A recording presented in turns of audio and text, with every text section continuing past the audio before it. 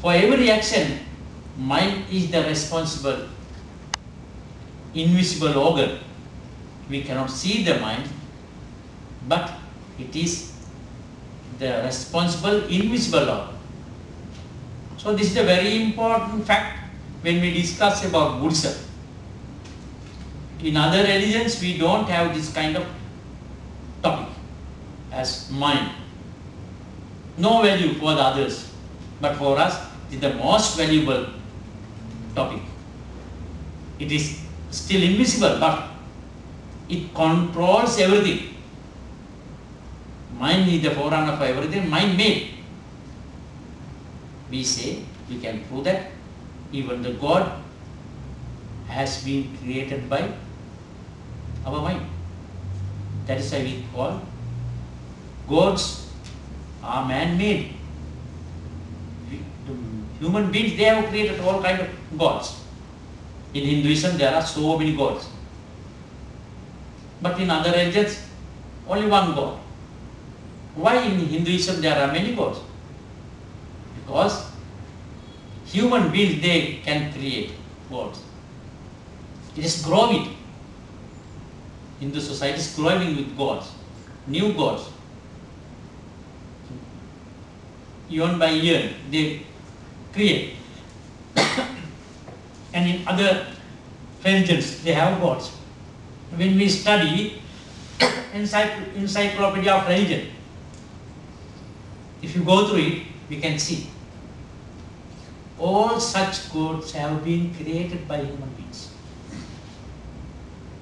They are not natural. So, in that way, everything is man-made, and again, man means the mind. We discuss roughly about man, but when we discuss in deep about the person, we should go to the mind. That is the point. So here, in Buddhism, crime is evil action or papa or akusala. So we should know it. We haven't seen it. We have to find out what are the crimes people do. They have so many things.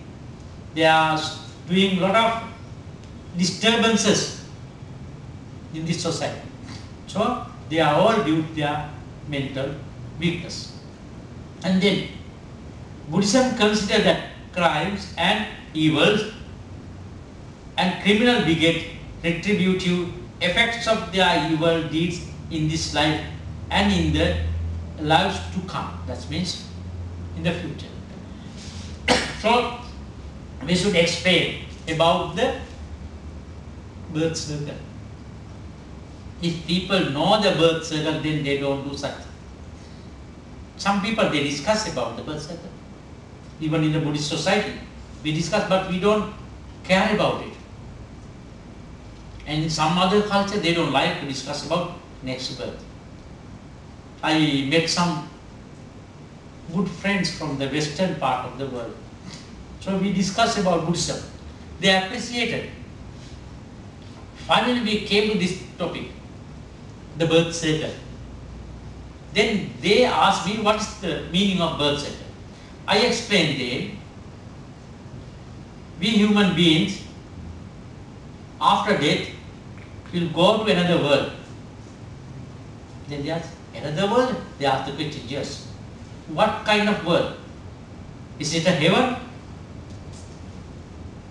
They were smiling, asking that, because they are happy to go to the heaven. I said, no. We cannot decide it.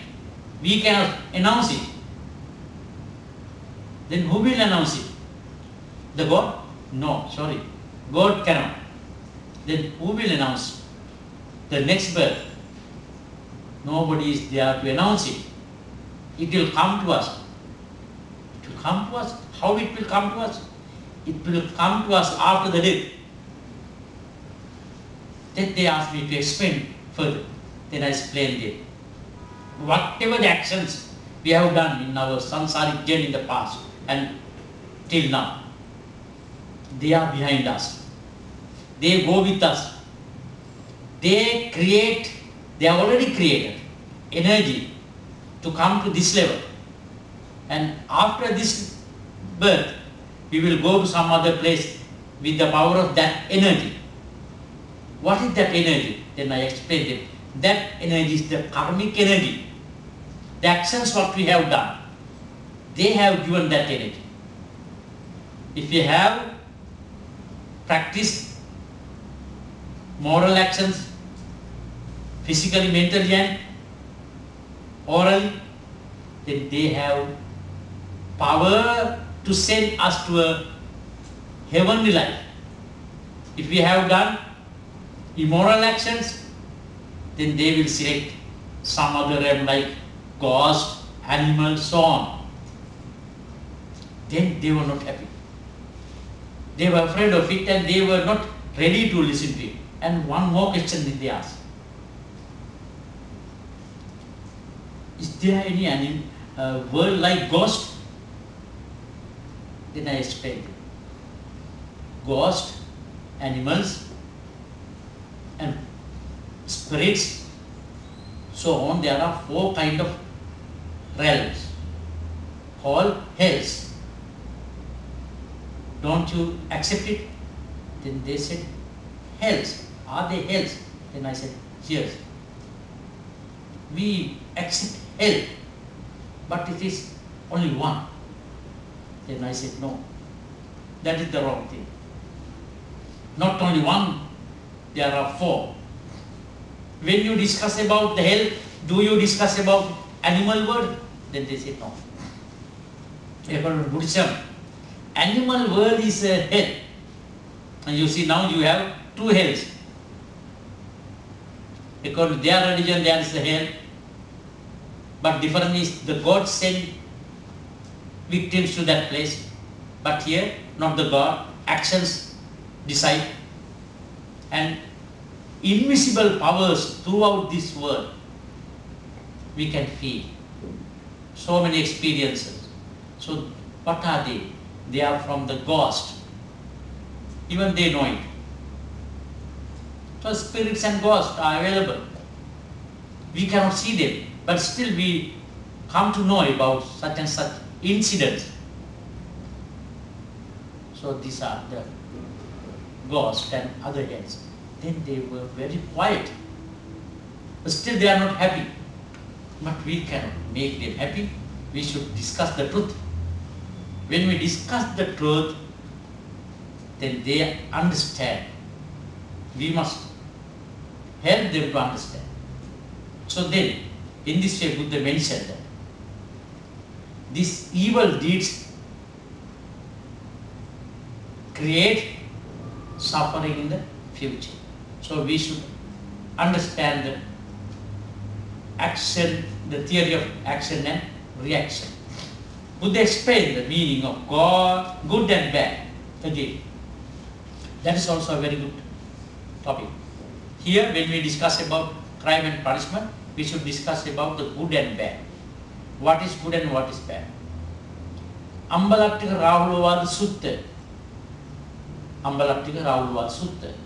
Buddha taught to the Venerable called Rahula about good and bad, or merits and demerits.